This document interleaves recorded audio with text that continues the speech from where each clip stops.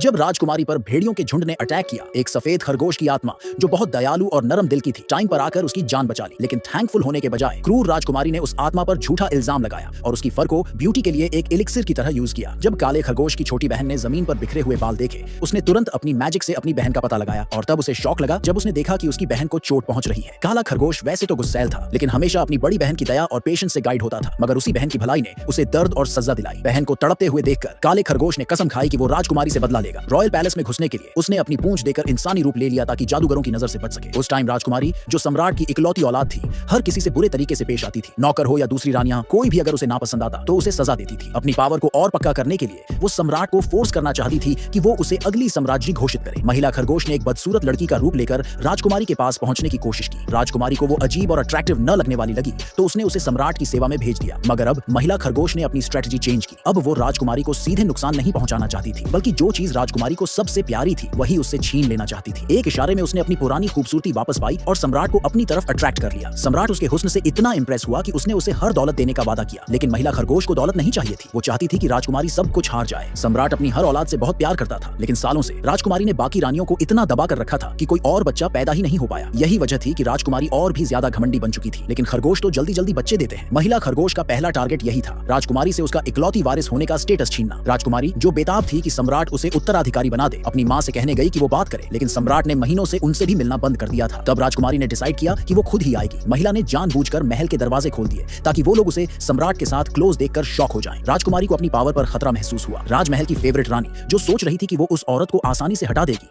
उसे expired cosmetics का एक बॉक्स गिफ्ट में दे दिया, ये जाने बिना कि वो प्रेग्नेंट है। महिला ने जानबूझकर वो प्रोडक्ट्स अपने फेस पर लगाया और चुपचाप वेट करने लगी। जब वो फेवरेट रानी से मिलने गई, रानी ने उसे इंसल्ट करने की कोशिश की, लेकिन महिला ने जबानी जवाब देते हुए कहा कि सम्राट अब उससे प्यार नहीं करता। रानी गुस्से में आकर उसे थप्पड़ मारती है, जिससे उसका मेकअप रानी के हाथ पर लग जाता है। बिना कुछ नोटिस किए रानी उसे और भी सजा देने की सोचती है, लेकिन तभी महिला अपना मास्क उतार देती है और डिक्लेयर करती है कि अब वो सब कुछ उनसे और राजकुमारी से छीन लेगी। उसने रानी की रैबिट फर से बनी स्कार्फ खींच ली और उसे क्रूर कहकर सबके सामने एक्सपोज कर दिया। रानी ने जवाब में कहा कि जानवरों के लिए इंसानों को गर्म रखना एक ऑनर है। महिला ने अपने दिल में मान लिया कि ऐसे क्रूर लोगों को सजा देना ही सही है। उसकी बहन उससे नाराज नहीं होगी। उसी टाइम नौकरों ने देखा कि रानी के हाथ पर एलर्जिक रिएक्शन हो रहा है। वो दोबारा मारने वाली थी, लेकिन महिला जमीन पर गिर गई जैसे कि उसे मारा गया हो। तभी सम्राट वहां आ गया, महिला को उठाया और तुरंत ऑर्डर दिया कि रानी को उसके चेहरे पर मारो। राजकुमारी डर गई और सम्राट की माँ यानी वारियर की ग्रैंड एम्प्रेस को बुलाया, जो अपनी पोती से बहुत प्यार करती थी। उसने कहा कि भले ही महिला ने कुछ गलत न किया हो, फिर भी उसे राजकुमारी का गुस्सा झेलना पड़ेगा। इस सपोर्ट से हिम्मत पाकर राजकुमारी ने महिला को सम्राट के सामने थप्पड़ मारा और कहा, मैं उसकी इकलौती बेटी हूँ, जो चाहूंगी वो करूंगी। लेकिन जैसे ही वो दोबारा मारने लगी, महिला ने उसका हाथ पकड़ लिया और बोली, जब रॉयल्टी को धोखा देती है। अगले ही पल वो रोते हुए नीचे गिर गई और चिल्लाई कि उसके पेट में बहुत दर्द हो रहा है। पूरा दरबार हैरान रह गया।